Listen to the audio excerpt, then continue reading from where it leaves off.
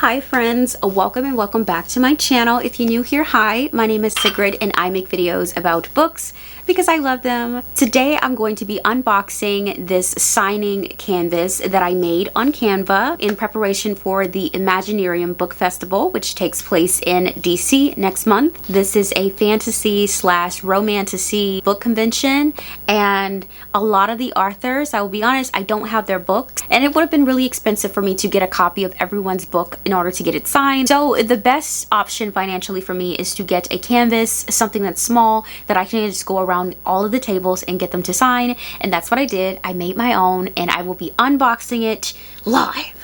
Okay, not live, but like, you guys know, like for the first time here.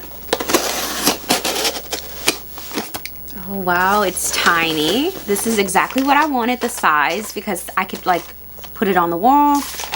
I'm nervous. Okay, so it was wrapped pretty nicely. I don't know how it's gonna turn out, you guys.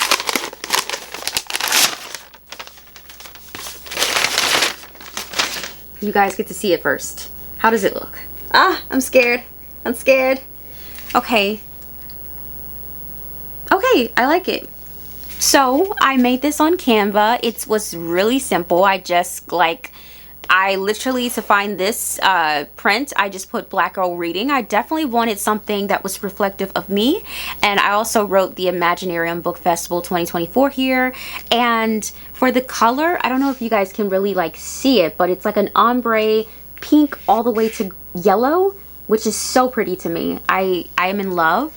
Yeah, so this is really inexpensive. I think this was like $60 for me. And the thing about it is, like, you can find book canvases, like some people will be there to make things like this for the bigger events, but for events such as this, I don't think they have a lot of like people knowing about it, so they don't really have anyone to make these. If you're going somewhere and you want something similar to this, I highly recommend using Canva and having them to print it and send it to you.